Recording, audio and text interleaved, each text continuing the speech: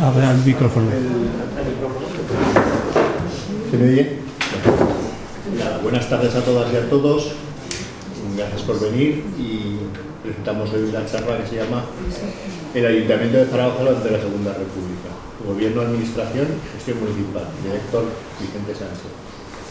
El objetivo de la presente investigación es desarrollar un estudio lo más exhaustivo posible sobre una institución de carácter local, en este caso el Ayuntamiento de Zaragoza, durante el periodo de la Segunda República.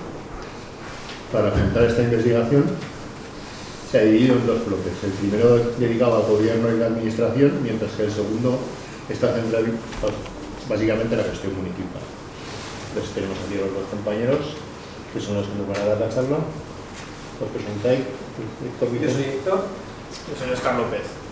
Y nos van a disertar muy amenamente, nos van a contar un antecedente de lo que era la alcaldía de la Segunda República del Ayuntamiento.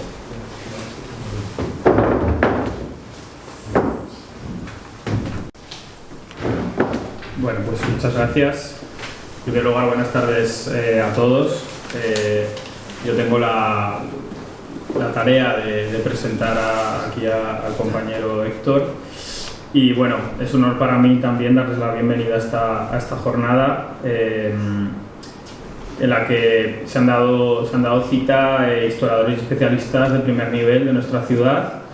Y en primer lugar quiero dar las gracias a la asociación por esta importante iniciativa, por crear espacios de diálogo y encuentro como este, que no solo nos ayudan a proyectar una mirada crítica hacia nuestro pasado y hacia nuestro presente, sino que ayudan a tejer comunidad y a crear tejido social en el barrio, que es muy importante. En segundo lugar, quiero dar las gracias a Héctor, al historiador Héctor Vicente Sánchez, que, bueno, gran amigo, pero que tengo hoy el verdadero placer de presentarles y que, bueno, como ha dicho el compañero, nos va a regalar esta conferencia sobre el Ayuntamiento de Zaragoza.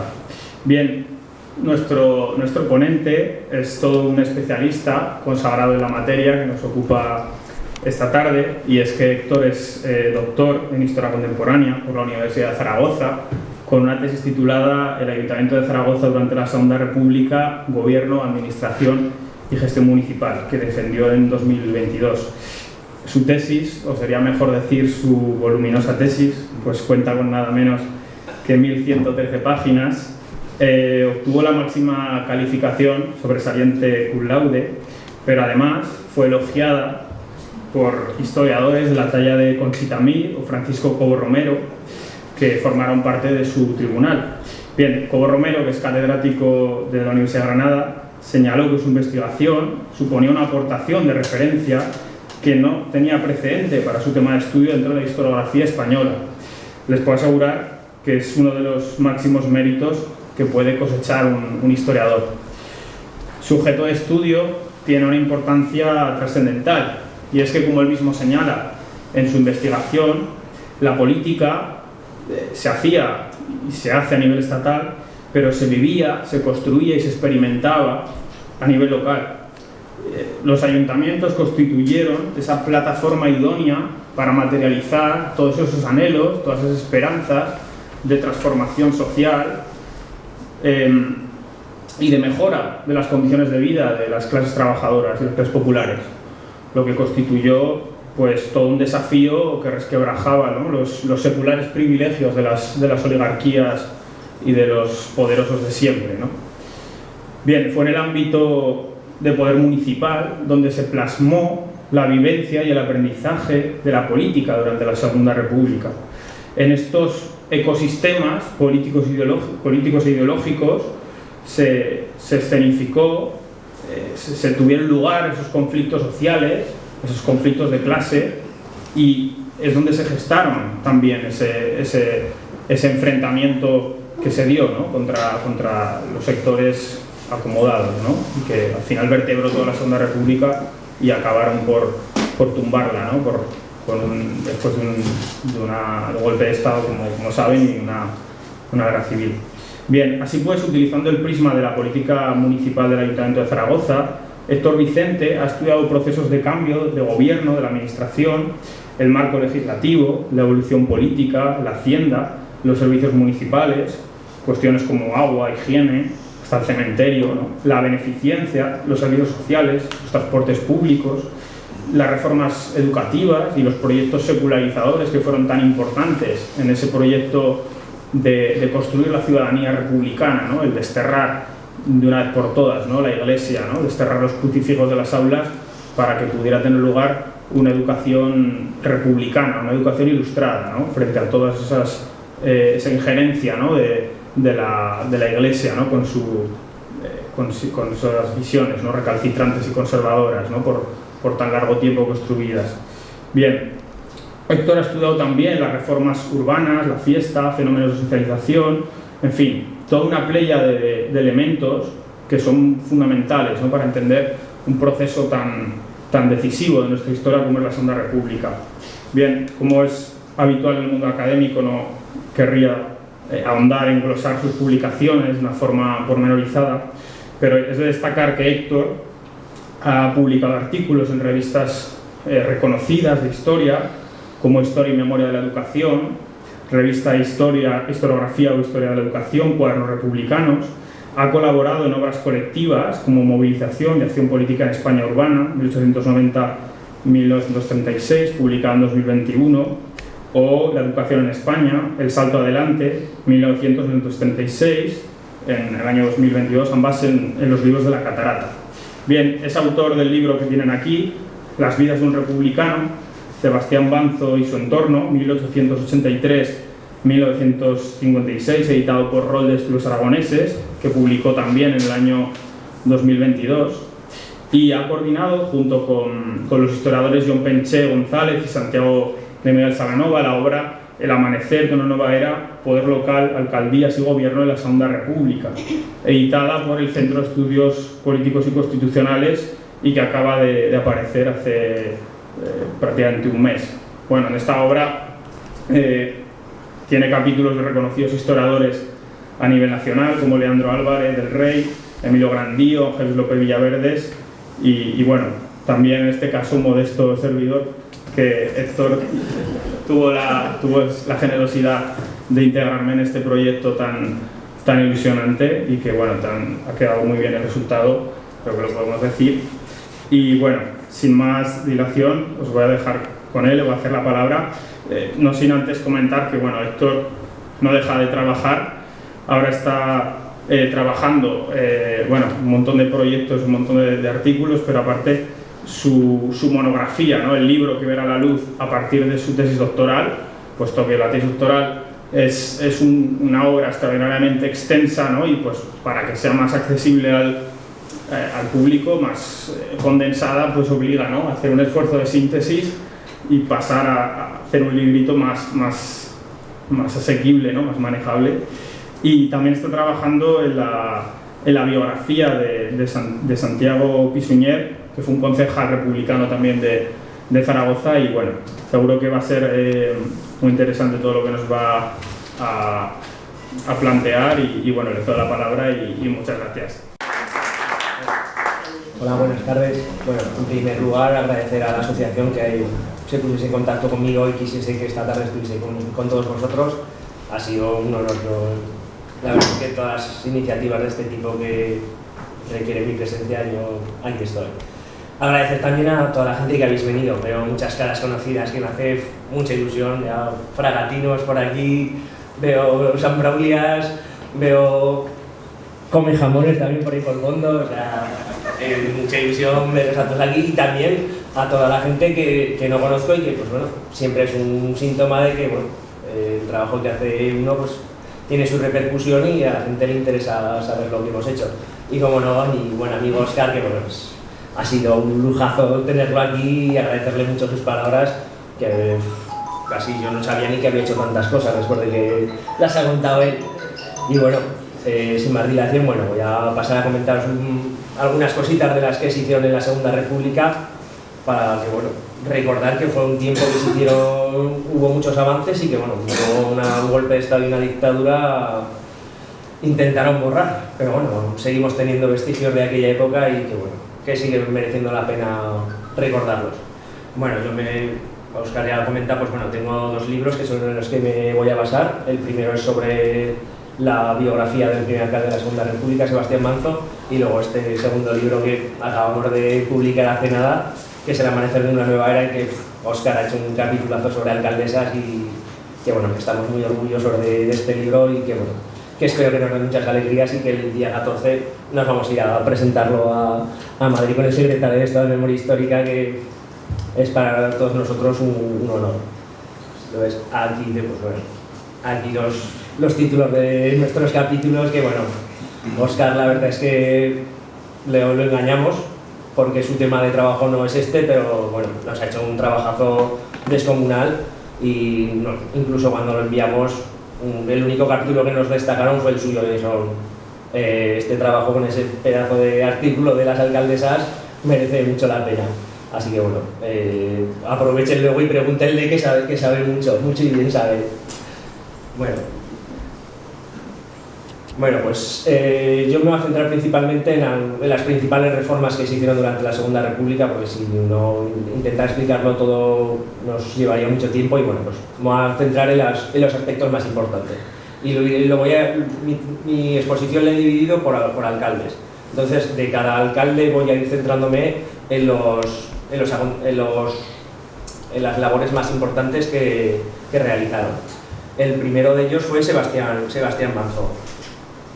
Sebastián Manzo era un miembro histórico del Partido Radical. Profesionalmente creemos que era contable, porque nunca llegamos a saber su profesión, en ningún lado lo hemos encontrado. Y también fue masón, un aspecto muy importante. Cuando llegue la represión, el franquismo se va a acordar de que tuvo un pasado masónico. También Sebastián Manzo tenía una amplia experiencia municipal. Había sido alcalde, había sido concejal en 2 ocasiones y las 2 ocasiones, para su desgracia, lo habían cesado. Una por un delito de imprenta y la segunda pues un golpe de Estado. Es tan tradicional en este país, pues el golpe de Estado de Primo de Rivera acabó con su segunda experiencia municipal. Luego llegaría la Segunda República y pues bueno, era el concejal que atesoraba más méritos para ser alcalde y pues bueno, no fue necesario ni que hubiese una votación a ver quién elegían. Directamente por aclamación Sebastián Manzo fue elegido alcalde de Zaragoza. Su etapa al frente del ayuntamiento, se pueden distinguir dos tipos de acciones: las que llevó él a cabo para mejorar la ciudad y las que tuvo que afrontar por decisiones que tomó el gobierno, que en este caso perjudicaron bastante a Zaragoza. La primera fue la transformación en confederaciones hidrográficas de las confederaciones hidrográficas en confederaciones sindicales hidrográficas, que suponía pues bueno, recortarles autonomía, recortarles financiación. Entonces, pues bueno, fueron unas negociaciones bastante complicadas, no se consiguió el objetivo, el gobierno siguió hacia adelante con su objetivo, pero bueno, consiguieron obtener un dinerillo para hacer algunas obras que quedaban pendientes. Y la segunda medida que afectó a Zaragoza fue el cierre de la Academia General Militar. Zaragoza había invertido dinerales en esa Academia General y cuando llega la Segunda República la cierran. Entonces se genera el problema de qué hacer con ella. Entonces Sebastián Manzo intentó obtener alguna compensación, pero durante su mandato no se consiguió llegar a ningún acuerdo con el gobierno. En lo que fueron las gestiones propiamente municipales, pues bueno, una de las primeras medidas que tomó fue el cambiar los nombres de las calles. Eso que tanta falta nos hace en la actualidad, pues Sebastián Manzo lo intentó llevar a cabo en su época y bueno, pues algunas se cambiaron y otras pues continuaron ahí. En el tema de la beneficencia, pues sí que consiguió hacer bastantes cosas. Consiguió que se inaugurase el primer albergue municipal y consiguió que la Casa de Socorro y la Casa de Amparo pues consiguiesen aumentar sus instalaciones, lo que permitió que pudiesen dar cabida a más personas necesitadas en ellas. En el tema educativo, durante su mandato se inauguraron bastantes escuelas unitarias, fueron en total 38, que bueno, pues servían para aumentar la oferta escolar de Zaragoza, que en aquellos momentos tenía un déficit bastante importante. Y otro punto, y este punto es el que más interesante me parece, fue el de la secularización del ámbito municipal. Sebastián Manzo era un anticlerical convencido y durante mucho tiempo había luchado por conseguir estos logros y pues bueno, no lo había conseguido. Y una vez que llegó a la alcaldía, pues bueno, pues consiguió derribar las tapias de los cementerios, la Casa de Amparo también consiguió quitar todas, pues eso, las religiosas que había, quitó todos los símbolos. La recogida de cadáveres también, que la llevaba a cabo la hermandad de sangre y pues bueno, también conseguimos que dejasen de prestar ese servicio y pasase a ser municipal. Un hito que fue la retirada de la imagen de la Virgen del Pilar del Salón de Plenos municipales, que bueno, un gesto tan simple pues bueno, provocó una popularidad bastante importante en la ciudad. Y luego otro fue la retirada de la subvención a las obras del Pilar, que a finales de la década de los 20 se estaba cayendo y decidieron que lo teníamos que pagar entre todos los zaragozanos, que ese templo no se cayese.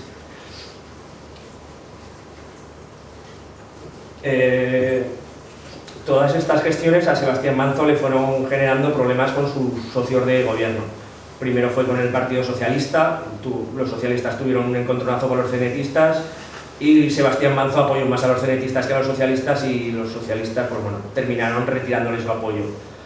Después de esta retirada de apoyo, los siguientes fueron los radicalsocialistas, que no vieron con buenos ojos que Sebastián Manzo compatibilizase su puesto de alcalde con el acta de diputado a las Cortes Constituyentes y también decidieron que no la apoyaban más. Entonces llegó un momento que se debatió su gestión y Sebastián Manzo dijo que bueno, pues él había sido alcalde con los apoyos de todas las minorías republicanas y socialistas y que si no contaban con su apoyo, pues que él dejaba el puesto. Una vez que él dejó el puesto, le sucedió Manuel Pérez Lizano Pérez. Manuel Pérez Lizano Pérez era un perfil diferente, no había ocupado ningún cargo político nunca. Él era médico, tenía una clínica dental en Zaragoza y pues, bueno, su primera experiencia política fue el acta de concejal que consiguió en el 31. Sí que es verdad que su padre, Agustín Pérez Lizano, sí que había ostentado algún cargo político y pues bueno, en su casa ya había ese fervor republicano, sí que estaba. También Pérez Lizano aunque no estuvo mucho tiempo en la alcaldía, sí que desarrolló proyectos muy importantes y que hoy en día siguen estando vigentes en la ciudad.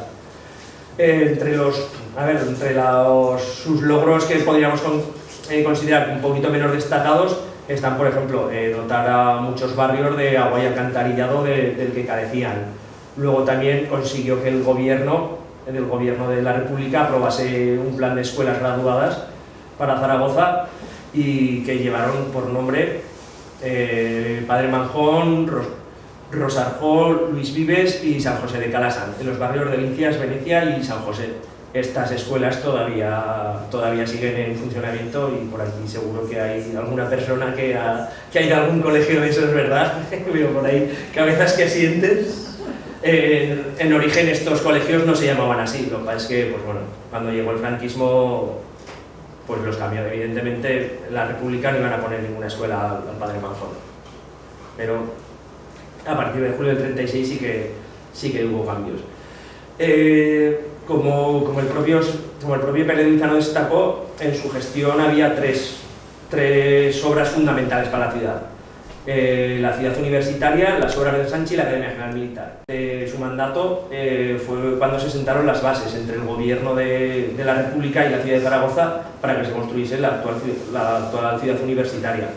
Él fue el que, durante su periodo al frente de la alcaldía, fue el que consiguió llegar a un acuerdo. Pues la universidad cedía sus edificios al Ayuntamiento de Zaragoza, y el Ayuntamiento de Zaragoza le cedía los terrenos donde actualmente está la Universidad de Zaragoza. La segunda medida que tomó fue conseguir que el gobierno también aprobase las obras de ensanche. Estas obras de ensanche correspondían a las zonas de Miralbueno y Miraflores, que bueno, iba a poner un mapa pero no se veía excesivamente bien. Entonces el eje de esta reforma era la Avenida de la República, que es la actual Paseo Sagasta, la parte hacia el norte y la parte superior de la avenida y la parte inferior. Fue un gran hito para Zaragoza conseguir aprobar ese proyecto, porque bueno, pues era conseguir hacer un montón de obras y conseguir paliar el paro obrero que azotaba la ciudad y que era bastante severo. Y por último, el último gran proyecto de su mandato fue la Academia General Militar. Manuel Pérez Lizano, que tenía muy buena sintonía con Manuel Azaña, yo he conocido al sobrino de Manuel Pérez Lizano, y tiene una insignia que el propio Azaña le dio a Manuel Pérez Lizano en uno de los viajes que hizo aquí. Consiguieron trazar un plan por el cual todos los acuartelamientos que había dentro de la ciudad pasasen a propiedad municipal, y a cambio el ayuntamiento pagaba esos cuarteles construyendo una ciudad militar que cedería gratuitamente al gobierno. Entonces ese proyecto pues también económicamente iba a ser muy importante para la ciudad, porque iban a hacer obras, iba a invertir mucho dinero, iba también para paliar el paro obrero. Pero pues bueno, rencillas políticas con miembros del Partido Radical, pues bueno, que no les parecía bien determinados aspectos, lo echaron abajo el proyecto que después, durante la transición, se llevó a cabo. Muchos de esos cuarteles terminaron en propiedad municipal y han servido para mejorar la ciudad. Entonces Manuel Pérez Lizano no llevó excesivamente bien que le tumbasen este proyecto, y que tampoco tuviese excesivo reconocimiento, pues eso, que hubiese conseguido que le aprobasen la ley de ensanche, y decidió presentar la dimisión. Presentó un escrito muy bonito, muy diplomático, en el que no explicaba muy bien las cosas de por qué dimitía, pero bueno, en el fondo todo el mundo sabía que había sido por estos dos motivos. Incluso periódicos como el Heraldo de Aragón, que bueno, no es sospechoso de ser excesivamente republicano, se preguntaba por qué dimitía un alcalde que había conseguido tantos logros para Zaragoza. Se llevó el secreto a la tumba, porque luego lo fusilarían y nos quedaríamos sin saber por qué. ¿Cuánto tiempo estuvo de acá? ¿Ponías así más o menos cuánto tiempo estuvo? Estuvo entre julio del 32 y marzo del 33. A Manuel Pérez Lizano lo sustituyó... 7 meses. Sí, fue cortito, estuvieron poquitos alcaldes aguantando mucho tiempo ahí en el cargo. A Manuel Pérez Lizano le sustituyó Mariano Augusto Muniesa Berenguer, que también era médico y que bueno, en este caso aguantó 1 mes y medio en la alcaldía. Tiempo récord. En el caso de Mariano Augusto, pertenecía al Partido Radical Socialista y era médico de formación, y junto a su hermano José María fueron los primeros que abrieron un laboratorio de análisis clínico en Zaragoza, y desde 1928 ejercía como profesor auxiliar de histología y anatomía patológica en la Facultad de Medicina de Zaragoza. Y aprovechando que Óscar ha comentado que iba a escribir una biografía sobre Santiago Pisuñer, al profesor que auxiliaba era el propio Santiago Pisuñer, y eran muy amigos estas dos personalidades. Bueno, 42 días duró la alcaldía de Mariano Augusto. Llegó el momento que había una gran inestabilidad dentro del ayuntamiento y eso quedó patente pues, a la hora de votar su elección como alcalde. Solo obtuvo 15 votos a favor y 25 en blanco. Fue necesaria que se repitiese la votación hasta en 3 ocasiones, como establecía la ley, pero bueno, se veía ya que de principio era un alcalde que no contaba con muchos apoyos.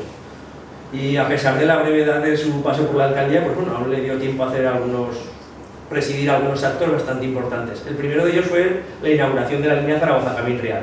Era un proyecto que lleva tiempo desarrollándose y pues bueno, durante su mandato coincidió la inauguración de la línea y bueno, fue el encargado de recibir a todas las autoridades y esa estación aún sigue. Ahora mismo es el edificio pequeñito que hay delante de la estación de Delicias y que hace poco me comentaron que seguía en funcionamiento, aún tenía algún tipo de utilidad esa estación. Los segundos actos que le tocaron presidir fue la inauguración, con motivo del segundo aniversario de la República, de las escuelas de Hernán Cortés y Basilio Paraíso.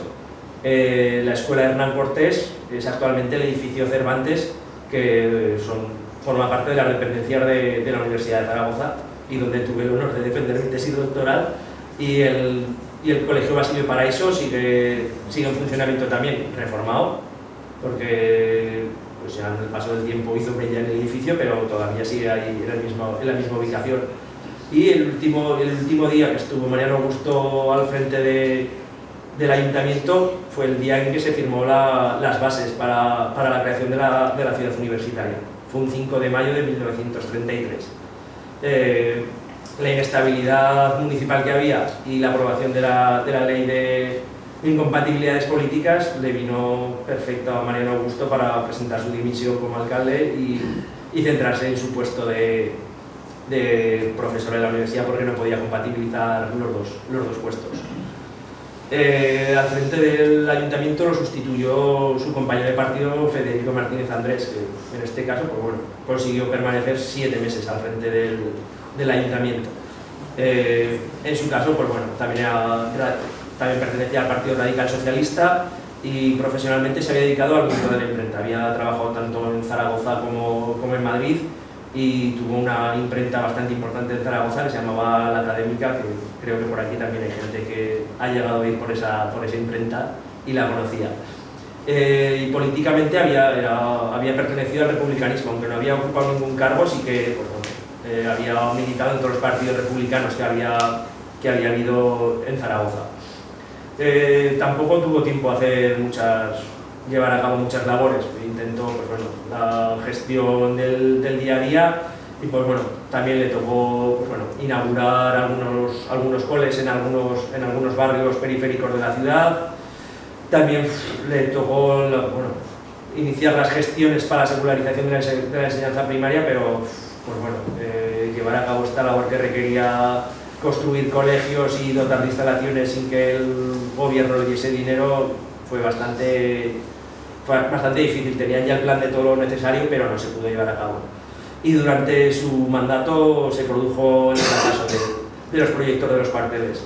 El Partido Radical siguió importunando en las gestiones de este asunto, entonces se creó una comisión que nunca se reunió y este proyecto quedó relegado al olvido. Las elecciones de noviembre de 1933, que dieron el triunfo al Partido Radical y a la CEDA, y aquí en Zaragoza los anarquistas cumplieron su amenaza y que si estos partidos ganaban las elecciones, ellos iban a organizar una insurrección. Y durante un par de semanas Zaragoza estuvo sumida en el caos por esta insurrección y el gobernador civil destituyó a Federico Martínez porque no conseguía que algunos servicios públicos estuviesen en funcionamiento. Después de destituirlo, lo volvió a restituir, pero Federico renunció a volver a la alcaldía. Entonces, a partir de 1934 empieza la segunda fase de la República, que fue el denominado Bienio Negro, y que en Zaragoza pues, bueno, tuvo al frente del ayuntamiento durante 2 años a Miguel López de Guera, un personaje, pues bueno, era pertenecía al Partido Republicano Radical, pero bueno, era un perfil totalmente diferente a Sebastián Malzo, era, pues, bueno, era un personaje bastante conservador. Profesionalmente, pues bueno, él se había formado como docente, igual que su padre Marcelino López Ornaz, que había sido un reconocido docente de la ciudad, pero Miguel nunca llegó a ejercer como maestro, sino que ejerció pues, su otra profesión, que era la de Derecho, porque él se había licenciado en Derecho. Antes de llegar al ayuntamiento, pues bueno, era una persona que ya había destacado porque había participado en la fundación del Sindicato de Iniciativa y Propaganda, así como en el Club Naturista Helios. Y cuando llega al ayuntamiento en 1931, ejercía como secretario en la Cámara Oficial de Comercio e Industria. Pues bueno, era un órgano bastante conservador que daba ya una idea del tipo de persona, del tipo de perfil político del que era Miguel. Su etapa al frente del ayuntamiento estuvo caracterizada por una gran estabilidad política a nivel nacional, y todas las crisis que se producían a nivel nacional tenían su réplica en el ayuntamiento de Zaragoza. Entonces, pues bueno, fue una época bastante difícil. El hito fundamental de esta época, de este periodo, es la Revolución de 1934. En Zaragoza no tuvo apenas repercusiones, pero bueno, el gobernador civil aprovechó para darle un cambio al ayuntamiento y destituyó a los municipios socialistas, que bueno, no habían tenido mucha participación, pero bueno, llegado el momento los destituyó y nombró nuevos concejales, dándole un carácter totalmente conservador al ayuntamiento y pues bueno, poder alinearlo con los gobiernos del Partido Radical y de la CEDA que había en aquellos momentos. Entonces, pues bueno, con esta configuración del ayuntamiento, pues bueno, todas las medidas que se fueron tomando pues estaban totalmente alineadas con las que dictaba el gobierno. Esto, pues, ¿qué se tradujo? Pues que bueno, se dejaron de construir escuelas en Zaragoza, los proyectos que venían trazándose se quedaron relegados al olvido y simplemente pues, se fueron inaugurando por las escuelas que venían construyéndose en periodos anteriores. Otro de los ámbitos donde hubo un retroceso fue la secularización municipal. Pues volvió a destinarse obras para que el Pilar no se cayese, volvieron a destinarse subvenciones a entidades religiosas y volvieron a haber representantes municipales en festividades religiosas, que habían conseguido retirarse, que no hubiese representantes municipales en este tipo de fiestas, y pues, bueno, durante este periodo las procesiones de la iglesia vuelven a estar presididas por representantes municipales. Donde sí que tuvo una acción bastante importante fue en el terreno urbanístico, donde se movía dinero y donde podías favorecer a tus amigos. Entonces, uno de sus... Sí, pues sí, igual que la actualidad, nada nuevo bajo el sol. Uno de los proyectos que más le apasionaban era la prolongación del Paseo Independencia. Removió Roma con Santiago para conseguir aprobar ese proyecto, pero no se consiguió, muy a pesar suyo y de todos los bancos de la ciudad que estaban ansiosos por sacar la etiqueta y construir y pues bueno, que se moviese dinero y se pudiesen cobrar comisiones por todos lados. Bueno, podríamos considerar como algo positivo que durante este periodo también pues, empiezan las obras de la ciudad universitaria. Fue ese el momento, a finales del año 35, se puso la primera piedra para la Facultad de Filosofía y Letras, que Óscar y yo hemos sufrido sus bondades y sus rigores, y ahora que ya no estamos ahí, pues la han remodelado. Pero bueno, es de aquella época cuando se empieza a construir, y cuando empezó la guerra civil también habían empezado a construirse la de Derecho también, aunque bueno, a la gente de Derecho dejan una facultad bastante más bonita que la otra. Y el otro proyecto que a Miguel López de Guerra le apasionaba era el de la Academia General Militar. Era todo trance, quería que se volviese a reabrir. Se movieron ahí todos los hilos que se pudieron, el gobierno estaba también...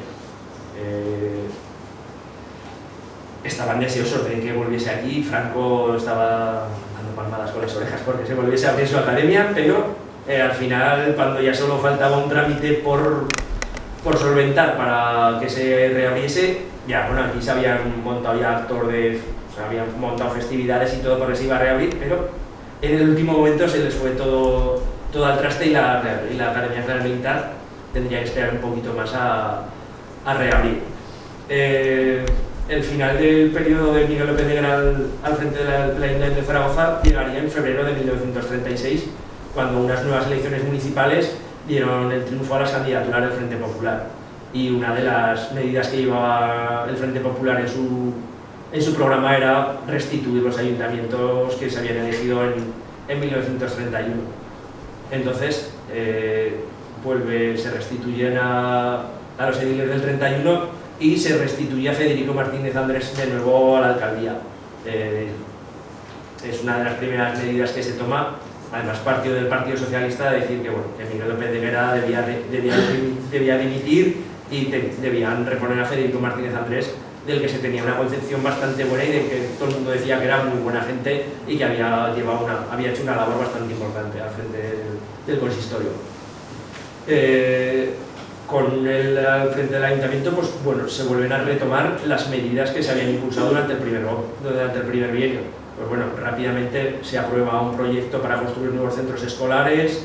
Gracias al apoyo socialista se aprueba la concesión de tierras comunales a pequeños propietarios.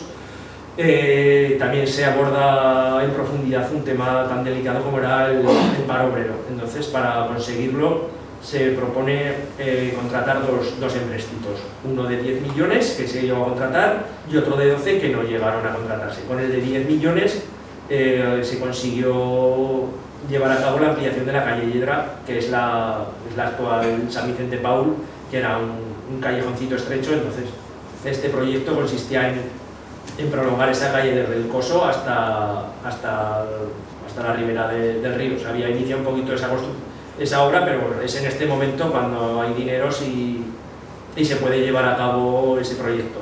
Y el otro proyecto que se llevó a cabo con estos 10 millones fue la construcción de 500 casas baratas, que es la ciudad jardín que todavía se conserva en la zona de las Delicias. En aquella época es cuando se aprueba el proyecto y se empiezan a construir, y en principio esas casas iban destinadas a gente humilde, gente que se iba a quedar sin casa debido a las obras de la calle de la Yedra, pero bueno, este proyecto se pervirtió a partir de julio del 36 y esas casas terminaron en manos de los amigos del régimen del 36.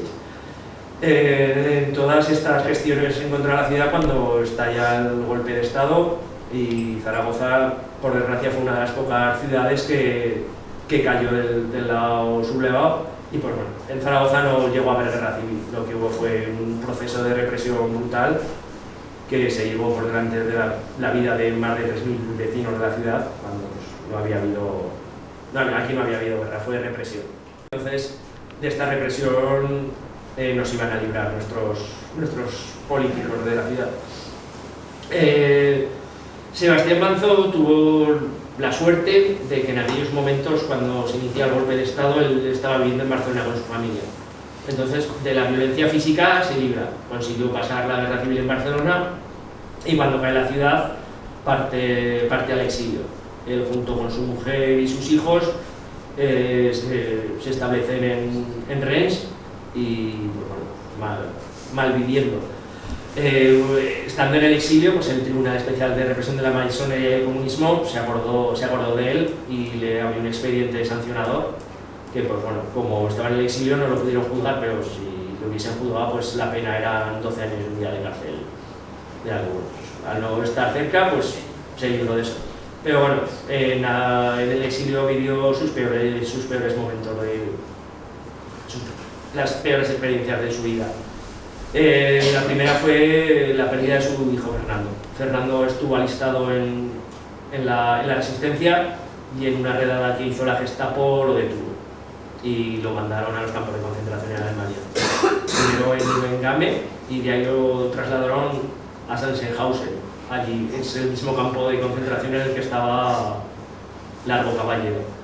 En ese campo de concentración estuvo y cuando lo liberaron en la documentación pone que estaba desaparecido, no llegaron a saber nunca qué pasó con él.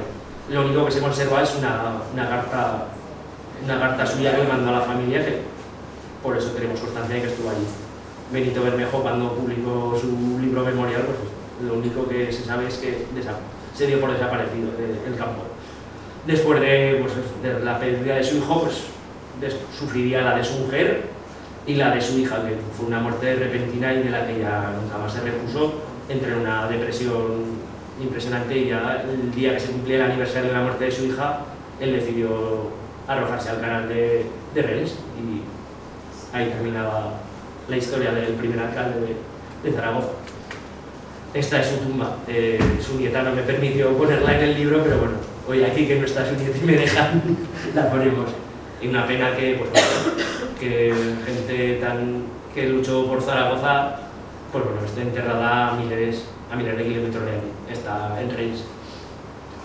El segundo alcalde, Manuel Pérez Lizano, pues bueno, cuando empieza el golpe de Estado era 9º teniente de alcalde y presidente de la Diputación Provincial de Zaragoza. Tiene muy claro que es un objetivo prioritario de las autoridades sublevadas, y el día 19 de julio lo detienen, y a los pocos días, gracias a la intercesión de Luis Orensanz, que fue quien le sucedió en la Diputación Provincial y que había sido compañero suyo en el Ayuntamiento, lo ponen en libertad. Entonces, a partir de aquí, gracias a su sobrino Manuel Pérez gracias a su sobrino conocemos cuál fue su paradero. El tío Manolo, como lo llamaba, se fue afuera con su mujer a esconderse de la represión, pero lo fueron a buscar allí. O sea, tenían muy claro que Pérez Lizano tenía que pagar por toda la labor que había hecho al frente del ayuntamiento. Van afuera, lo detienen y lo traen a Zaragoza, lo encarcelan y pues bueno, deciden fusilarlo a orillas del canal, en la Quinta Julieta, que es donde sabían que iba a pasear con su mujer. Y luego allí la Cruz Roja, donde trabajaba él también, pues lo encontraron flotando en el canal. No contentos con ello, pues en junio del 37 el Tribunal Especial de Responsabilidades Políticas le abre un expediente, lo sanciona con 50.000 pesetas, le embarga todos sus bienes y, como claro, a él no se los pueden reclamar, se los reclaman a la mujer. Su mujer se queda en la calle, pues, le embargan todo. Entonces, pues bueno, la mujer se tiene que ir a vivir con el resto de la familia, y hasta 1965 periódicamente le reclamaban que tenía que pagar esta sanción. Pues bueno, ahí. Mariano Augusto Muniesa Belenguer, cuando empieza la guerra civil, estaba de viaje de Daroca a Bronchales, que es donde pasaban los veranos, y tiene la mala fortuna de que en control lo detienen. Entonces lo acusan de que en su laboratorio estaban fabricando productos inflamables y lo traen a Zaragoza. Lo traen a Zaragoza el 14 de agosto y lo tienen encarcelado hasta el 7 de octubre, cuando deciden pues llevarlo de paseo hasta Valdespartera y junto con sus hermanos los fusilaron. En aquellos momentos su hermano José María era vicepresidente del Real Zaragoza. Los catalanes le han sacado mucho rendimiento a ver que le fusilaron un presidente del Barcelona, pero aquí José María ha pasado un poquito desapercibido y parece que no existió. También, como a Manuel Pérez Lizano, pues a Mariano Augusto también le abren expediente de responsabilidades políticas. Lo que pasa es que en esta ocasión su familia por parte de la mujer, que era bastante conservadora y tenía bastante buenas relaciones, consiguió que pues bueno, ese expediente fuera sobreseído y no le impusiese ningún tipo de sanción. Federico Martínez Andrés, pues corrió suerte paralela a Manuel Pérez Lizano. Lo detienen el 19 de julio y gracias a Miguel López de Higuera lo ponen en libertad a los pocos días. En su caso se libró de que lo fusilasen, pero tampoco de lo que no se libró es de que lo sancionasen. Le impusieron una sanción de 2.500 pesetas que le tocó comenzar a pagarla, pero al poco de ser sancionado él falleció y estas deudas no se perdonaban. Le tocó a su hijo continuar pagando la deuda la sanción que le habían impuesto a su padre. Y por último queda Miguel López de Guerra, que me parece el personaje más curioso en este aspecto. Cuando llega el golpe de Estado, las autoridades sublevadas lo nombran primer alcalde del franquismo. Pasó de alcalde republicano a alcalde franquista, más o menos como Fraga. De pertenecer a la dictadura a ser ministro, a ser demócrata al día siguiente. Estuvo como alcalde hasta 1937, cuando, según cuentan, pues empezó a ver que no estaba conforme con la línea que estaba tomando el nuevo Estado, entonces decide dimitir, pero bueno, no tiene ningún problema en reincorporarse a su vida civil normal, y fue presidente de Helios, luego fue presidente honorario, o sea que en principio tuvo una vida más o menos normal, hasta que en 1942 decidió pues opinar sobre el transcurso de la Segunda Guerra Mundial, y sus opiniones no gustaron mucho a las nuevas autoridades, entonces decidieron imponerle una sanción de 10.000 pesetas y lo desterraron de la ciudad.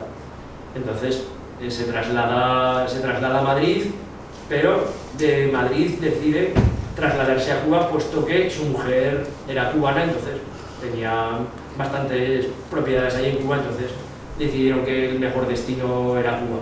Pero llegó la Revolución Cubana y pues bueno, pues, tuvo la mala suerte de que lo expropiaron. Oscar nos podrá contar un poquito sobre estos procesos de expropiación de la Revolución Cubana, que está haciendo la tesis sobre la Revolución Cubana, y nos podrá contar mejor. Entonces, después de que lo expropian en Cuba, pues vuelve a España. Y se instala en Madrid tan ricamente, ahí vive ahí un montón de años, y cuando llega la democracia, pues bueno, nada mejor que reconocerle que había sido alcalde republicano, y pues bueno, hasta el año 88 que murió, pues entre todos le estuvimos pagando una pensión vitalicia por haber sido alcalde republicano, pero no nos acordamos que fue alcalde franquista. Y eso es todo. Muchas gracias.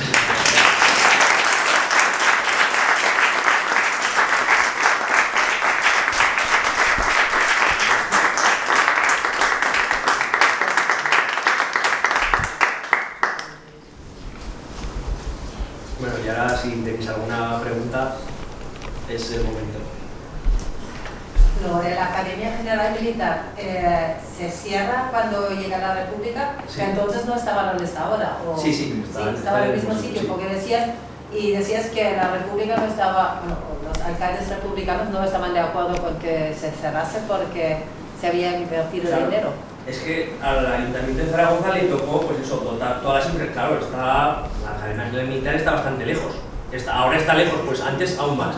Entonces tuvieron que pagar una línea de metro, tuvieron que pagar el alcantarillado, tuvieron que pagar el alumbrado. Sí, claro, no había, estaba ahí en medio de la nada. Entonces, claro, era un sitio donde vivía gente y había que dotarlo de infraestructuras. Entonces, claro, todo eso, claro, pues todo esto se hace durante el tiempo de la dictadura de Primo de Rivera, que pues bueno, esto se hace así porque lo decimos nosotros y le costó a la ciudad un montón de dinero. Entonces, claro, después de toda esa inversión, llega la República y dice, la Academia General Militar, esto es un nido de conspiradores, fuera. Y la cierran y claro, dice, ostras, que hemos gastado mucho dinero, que aún seguían pagándolo, que se había pedido un préstamo para pagar esas infraestructuras y se seguía pagando y que se quedaban sin ninguna utilidad. Entonces, claro, lo que se buscaba eso, o que el gobierno compensase de alguna manera, o que se volviese a reabrir y tuviese función. Y fue un tema ahí. Entonces, ¿cuándo se vuelve a abrir? Después de la Guerra Civil. Durante la Guerra Civil sí que se le da alguna utilidad, pero vuelve otra vez como Academia General Militar después de la Guerra Civil. Pero Franco no estuvo de director de Claro, la Academia. Franco había estado. Cuando se inaugura la Academia General Militar en el año 28, va de director Franco. Y está ahí de director hasta que la cierran, y claro, entonces lo destituyen, le dicen que, pues, bueno, que se busque otra ocupación, que ahí ya no. Evidentemente, eso Franco lo llevó muy mal. Que le cerrasen su academia, un día que era en el golpe de Estado, pues Paquito lleva en la cabeza que Manuel Azaña lo había dejado sin juguete. El último alcalde que has dicho, el que se fue a Cuba y volvió. Miguel Peñaguera. Resulta que estuvo de alcalde con la República y después lo pusieron Con el franquismo, sí. los franquistas. Sí, fueron unos movimientos muy raros porque la Diputación también pasó. En la Diputación también pasó lo mismo. Vuelve a ser presidente de la Diputación Provincial Luis Oren Sanz, que era republicano y que había sido presidente de la Diputación durante la República. Lo que pasa es que, bueno, con los republicanos radicales parece que se tuvo un poquito más de mano izquierda y, pues bueno, como eran bastante conservadores, pues bueno, tampoco los veían mal del todo. ¿Y cuánto tiempo estuvo de alcalde aquí en Zaragoza? Después del golpe de Estado, Sí, claro. pues desde julio del 36 hasta el 37. Un año, y anteriormente había estado... Y anteriormente había estado 2 años. 2 años. Y este es el único que no lo pasaban por la piedra. Este no lo pasaban por la piedra. Federico tampoco. Claro, a ver, era un tío bastante conservador. Cuando empieza la Segunda República es uno de los primeros que firma un manifiesto en contra de la autonomía catalana. Y cuando llega al ayuntamiento, pues eso, bloquea la posibilidad de que se secularice la enseñanza, es el primero que está en todas las manifestaciones, bueno, en todas las procesiones que se montan para el Pilar, es el que permite que vuelvan a salir las procesiones. Era un tío bien visto por el franquismo, porque les encajaba ideológicamente y porque, bueno, hacía unos escritos ahí defendiendo a la Virgen del Pilar que les venía, en ese momento les venía bien. Luego ya, pues con el tiempo, pues se quedó un poco desfasado y se fue él o lo echaron a medias. Al final, en vez de pasarlo por las armas como a los demás, le dieron una paga. O sea, Y claro, a ver, lo peor del caso es que es eso, es que cuando llega la democracia que parece una pensión. Arsenio Gimeno, que era un socialista que vivió esa época, claro, vio que le fusilaban a un montón de amigos y cuando vio que a este hombre le daban una pensión, en sus memorias se lo llevan los diablos. Dice, hombre, al hombre este, ¿cómo le das una pensión? Que fue alcalde franquista, que le está reconociendo ahí algo y... ¿Fue franquista, tío? Estas cosas de... La transición se llama. La transición se llamaba, pues eso. Igual que Miguel Niño, lo que ha tenido condecoraciones hasta que se ha muerto. De Victoria Prego. Pues estas cositas que... La democracia plena del país. Bueno, algunas cosas serían mal, otras sí son muy bien. Sí, hombre, pero se nos colaron cosas gordas, ¿eh? Se nos, Sí. claro, pues se nos coló Fraga, por ejemplo. En Alemania se jugaron a los nazis, se los colgó, aquí no, aquí Fraga pasó de pertenecer a la dictadura a ser demócrata de toda la vida. Y cuando se muere, ya con la democracia plena, en 4 días se murió Fraga, que casi le montan un homenaje, que en Europa se estaban tirando de los pelos. Pues en la democracia se te puede colar una cosita, pero 40 años después se nos siguen colando. Porque la situación era tan dura, ¿no? Después de tantos años de dictadura, que había muchos riesgos en ese momento.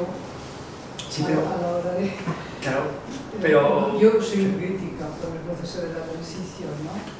Pero también reconozco que no se hizo quizás todo lo que se podía haber hecho, pero también en parte se hizo lo que se pudo hacer, ¿no? En parte.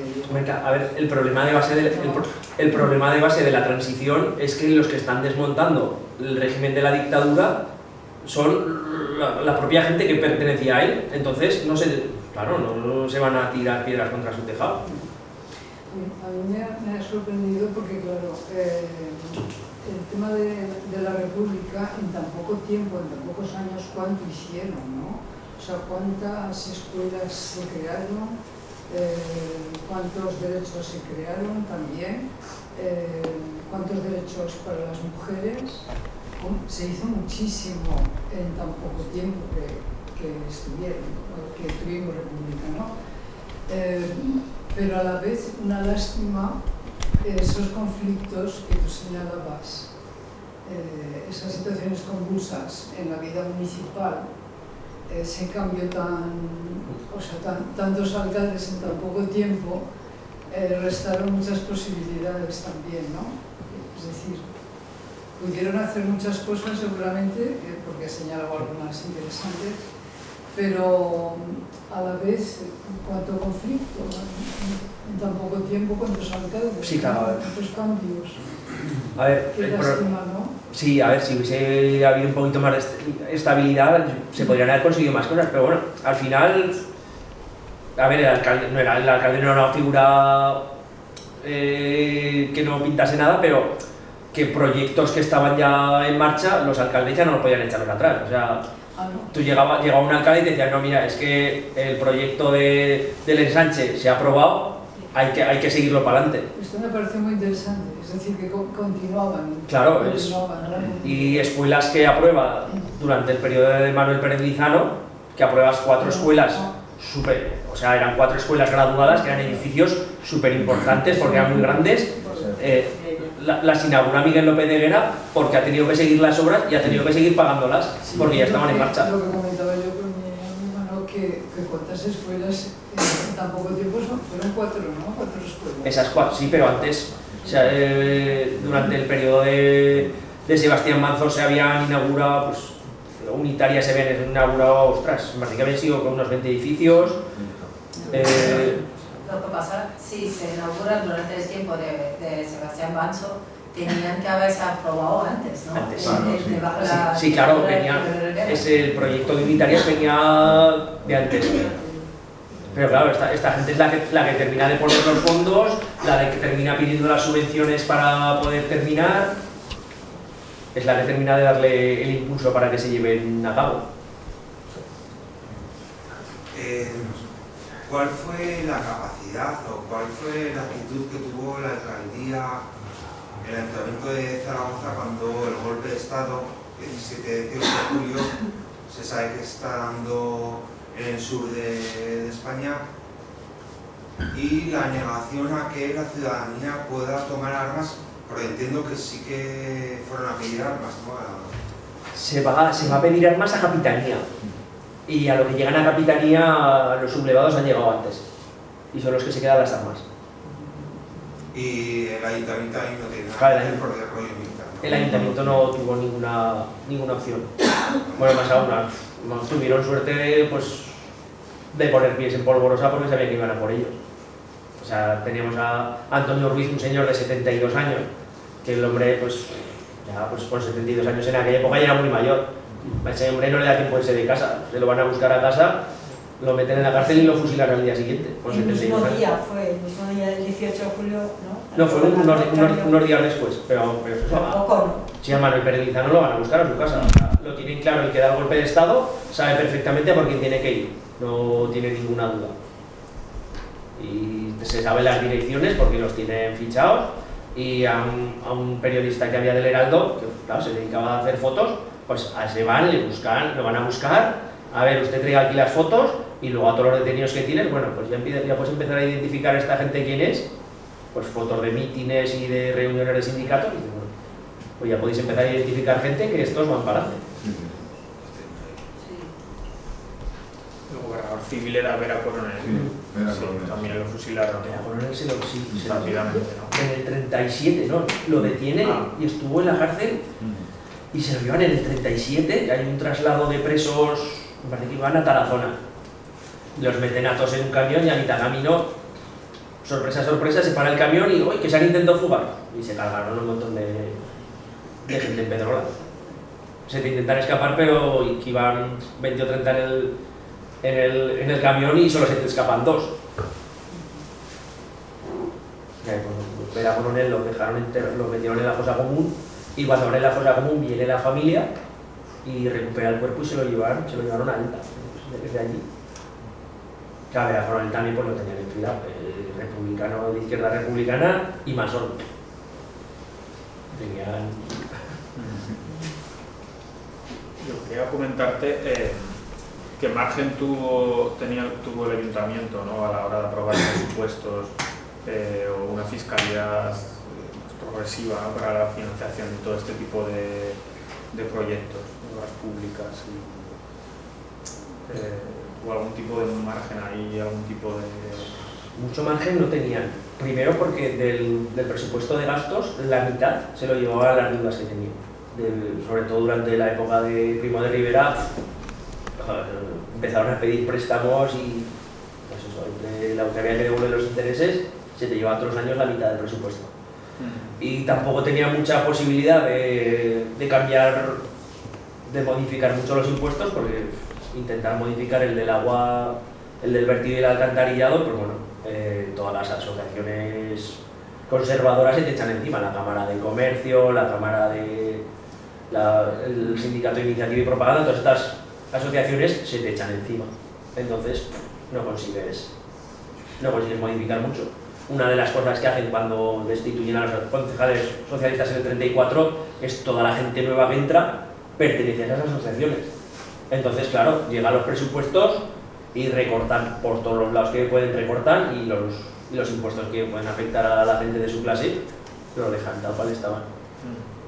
Entonces, pues bueno, tiraron mucho de presupuestos extraordinarios, que era pues, pedir créditos a bancos, como se hace en el 36. Pues bueno, necesito construir casas y ampliar calles, pues a pedir préstamos, ¿no? Créditos que pides, pues con sus consiguientes intereses, que al final pues va lastrando los presupuestos de la gente que viene después. El segundo presupuesto de 12 millones que no se llega a concertar, no se concerta porque uno de los impuestos que iba a servir de aval para que les concediesen ese dinero ya lo habían utilizado en otro préstamo. Entonces, hasta que el banco que lo tenía ahí cogido ese impuesto no lo soltase, no podía concederlo. Y ya cuando lo sueltan, cuando acceden a liberar ese impuesto, ya pues, julio del 36, y ya no da tiempo a que llegue. Más aún con ese dinero se iba a financiar la ampliación del cementerio, y como no llegaba le dijeron al señor contratista: bueno, el dinero no lo tenemos, usted empiece las obras y ya vendrá el dinero. No sé cómo le pagaría, era muy bueno. ¿Y las escuelas se sufragaban a nivel municipal? El gobierno concedía parte de... Había subvenciones, tú pedías al gobierno, le mandabas el proyecto, por ejemplo, el de las cuatro escuelas graduadas que se aprueban durante el periodo de Pérez Lizano, se negocia con el gobierno las necesidades que tenga la ciudad y dice: bueno, necesitamos estas 4 escuelas y nos cuesta tanto. Entonces el gobierno le remites todos los proyectos, todos los planos y todo lo que cuesta, todo detalladito, y el gobierno estudia y te dice: pues bueno, si te cuesta 1,5 millones, nosotros te damos 750. El resto lo pones tú. Si no te llega con el presupuesto municipal, pues pides un crédito al banco y sufragas con eso. También el mantenimiento de las... Porque actualmente, como desde hace muchos años, ya con la democracia, los ayuntamientos construyen, pero quien contrata ahora es la autonomía, es el Estado. Los ayuntamientos construyen y mantienen, digamos, el edificio. ¿Se gestionaba también así? ¿El Estado a nivel de la contratación de profesores y todo eso? En este caso, el gobierno daba el dinero para construir. El ayuntamiento era el que elaboraba el proyecto y el que lo sacaba a subasta y lo adjudicaba. Y era el que se tenía que encargar de que se llevasen a cabo las obras, de aprobar las certificaciones de obra, y una vez construidos tenía que poner el material, y luego el gobierno era el que ponía a los profesores. Pero el ayuntamiento era el que tenía que pagar la casa de los profesores. Que claro, al final construías muchas escuelas, tenías que contratar muchos profesores y era más gasto para el ayuntamiento. Porque cada profesor o le dabas una casa que no tenías, porque construiste mogollón y no tenías casas suficientes, o les pagabas una indemnización a otros profesores.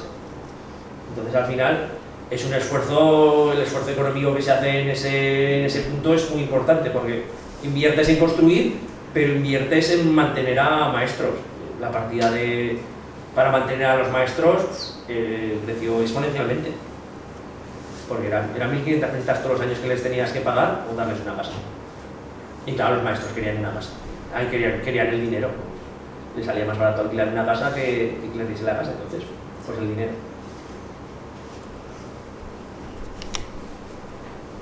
Oye, ¿sabes si hay algún estudio sobre funcionarios represaliados en la dictadura? Aquí en Zaragoza sí que algo se ha trabajado del ayuntamiento y de la diputación. Delante del ayuntamiento hace unos años pusieron, no sé si Sí. has visto, la plaquita O sea, ya, pero de funcionarios. de funcionarios. Sí, bueno, en la placa no sabes. Estas son de las cosas que a lo mejor uno no debe contar, pero ya yo ya que estoy fuera del mundo académico me da igual. Hace unos años, cuando estaba Zaragoza en Común en el ayuntamiento, Sí, encargó un proyecto sobre represión del ayuntamiento. sí, y pusieron la placa Sí, vale, ese con funcionarios también que habían sido fusilados. Claro, Pero- ese proyecto, a ver, no estaba diseñado para mí, porque no sabía ni quién era, pero entraba dentro de mis estudios.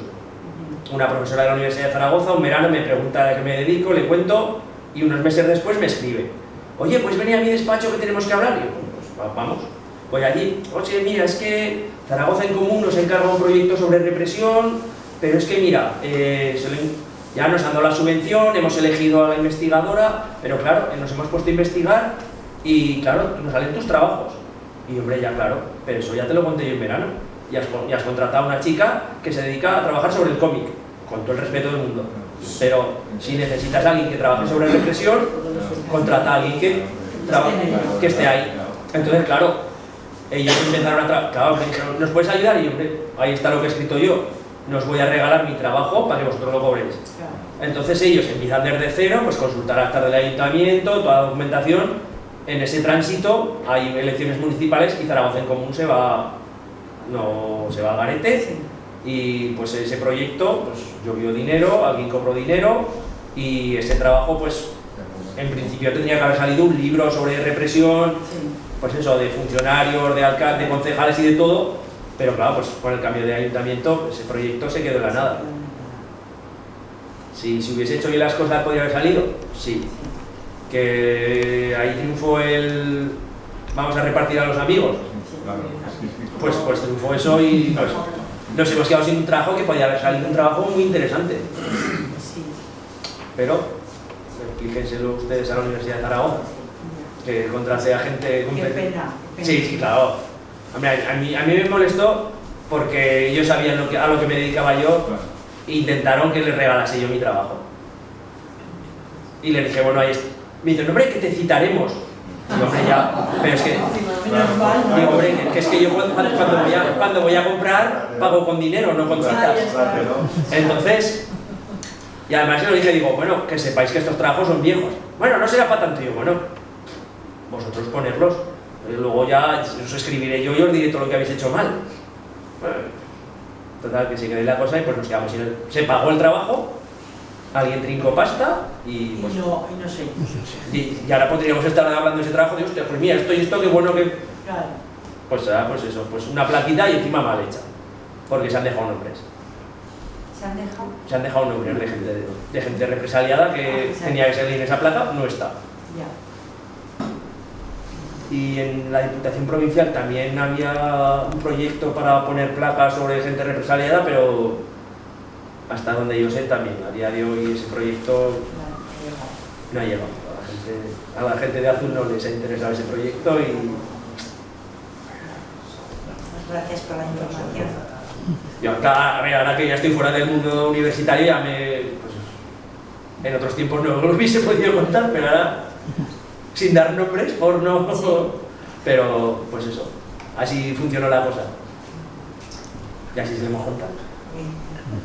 Cuando yo decía que la transición no fue tan mala, me refería a, sobre todo los Por tantos años sin votar. los primeros ayuntamientos democráticos. Hombre, pero En Zaragoza en concreto. durante la dictadura sí que se votaba para el ayuntamiento y sí que se llegaba a votar. Votaciones